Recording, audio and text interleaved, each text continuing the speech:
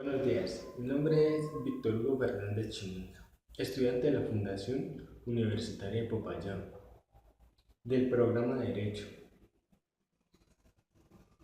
Hoy les vengo a socializar una sentencia de responsabilidad civil y extracontractual. He tomado la sentencia ABC de la Corte Suprema de Justicia. Magistrado ponente Álvaro Fernando García Restrepo. Demanda: Liliana Molina Moreno, José Omar Carrillo Camargo, Fabián y Leonardo Carrillo Molina. Demandado: Condensa S.A. y General y Colombia Seguros Generales S.A. Pretensiones: que se declare civil y contractualmente responsable a la demanda por los daños causados sobre el accionante, a título de indemnización por los perjuicios de daños materiales, daños morales y vida en relación. También que se case la sentencia por existir un defecto fáctico en la valoración de la prueba y también llamada la violación a la norma directa de la valoración de la prueba, siendo esta una causal de exoneración. Hechos: el menor Fabián, el 17 de noviembre del 2018, mientras utilizaba un tubo metálico para bajar una cortina, sufrió una descarga eléctrica proveniente del exterior. La descarga fue tan letal que al menor se le tuvo que amputar un brazo, igualmente quedando lesionado el otro. Debido a ello, se demanda a Condensa S.A. para que sea declarada responsable civil y extracontractualmente, y como consecuencia de ello se indemnice los perjuicios morales, materiales y vida en relación. La demanda fue admitida por el Juzgado 32 del Civil Circuito de Bogotá mediante el auto del 2 de junio del 2009, y este fallo reconociendo las pretensiones del demandante y declarando la responsabilidad de Condensa S.A., en el cual en el proceso de traslado de la demanda habían llamado a General y Colombia Seguros Generales S.A. En las excepciones propuestas de la demandada apuntaban a que se declare la exclusión de responsabilidad por la culpa exclusiva de la víctima, culpa de un tercero, caso fortuito y concurrencia de culpas. Condensa S.A. y General y Colombia interpusieron un recurso de apelación ante el Tribunal Superior de Bogotá, el cual el 24 de abril del 2012 decidió revocar el fallo proferido en primera instancia. Problemas jurídicos: primero, es responsable civil y extracontractualmente la demandada por haberse probado el daño efectuado sobre el demandante y haber incumplido las normas de seguridad por considerarse esta como una actividad peligrosa. Segundo, es procedente las excepciones de mérito propuestas por la demandada para exonerarse de responsabilidad civil y extracontractual. Tercero, existió violación fáctica a la valoración de las pruebas por segunda instancia. Examinando el caso, la Corte se da cuenta que el accionante logra demostrar la actividad riesgosa, porque consiste en el manejo y conducción de la energía y los cables que pasaban cerca de la casa y que no cumplían con las normas 007. Por otro lado, el daño. De acuerdo al dictamen pericial, en las observaciones se dice que el menor, de acuerdo a esa descarga eléctrica, se le tuvo que amputar la mano a un brazo y quedándole lesiones serias en el otro.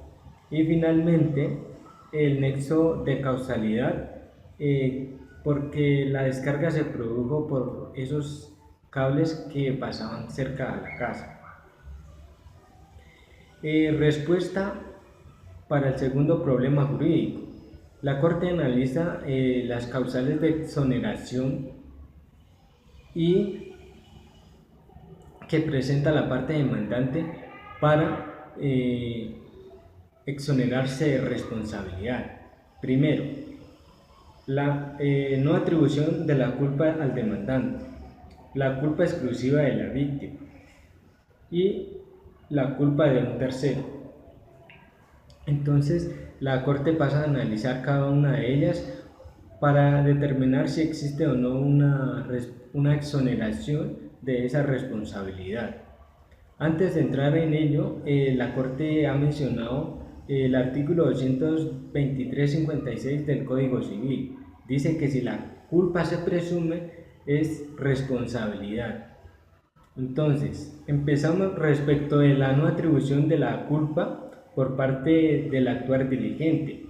La Corte nos dice que en los procesos derivados de estas actividades riesgosas, la forma diligente y el actuar diligente no basta para que sea exonerado de responsabilidad. Y respecto a la culpa de un tercero, la Corte examina los argumentos propuestos y determina y que afirma que el edificio se ha construido después de haber colocado los cables de electricidad, que por lo tanto la resolución emitida por la Curaduría no han tenido en cuenta la distancia de instalación del sistema de seguridad y que violó la resolución 007. Debido a esto, se expresó el incumplimiento de la demanda y que se derivó del daño. Finalmente, alega la demandada que el hecho dañoso se dio por la culpa exclusiva de la víctima, puesto que al no ser diligente, y la Corte afirma que es verdad que al actuar el joven, para ese entonces, no tuvo la suficiente prudencia, pero no se puede indagar esa responsabilidad. ¿Por qué? Porque el tubo tenía un tamaño de 3 y 4.8 metros. Examinando el peritaje y la distancia de la ventana de las redes de conducción, se logra establecer a través del teorema de Pitágoras que debía estar a unos 5,5 metros de distancia, por lo cual el joven recibió ese día la descarga eléctrica y se pudo haber evitado si la empresa hubiera sido más diligente al actuar y aplicar la resolución. Por esto no prosperó ninguna excepción de mérito propuesta por la parte demandada para exonerarse de responsabilidad. Respuesta al tercer problema jurídico. Se puede ver que el tribunal hizo un mal análisis porque no analizó de fondo la resolución que establece entre la distancia entre la casa y los cables de energía, y también que no determinó de fondo si existía mérito o no para exonerar de responsabilidad a la demandada. En este caso, la estructura de imputación solo basta con demostrar la actividad riesgosa, el daño, que si existió el daño y el nexo de causalidad, y también se puede ver que se dio la culpa presunta. Por estos motivos, la Corte Suprema de Justicia en la Sala Civil casa la sentencia, porque fue demostrada y en su análisis se dio cuenta el juez que el juez de primera instancia estaba acorde en derecho. Decisión. Primero, confirmar el fallo de primera instancia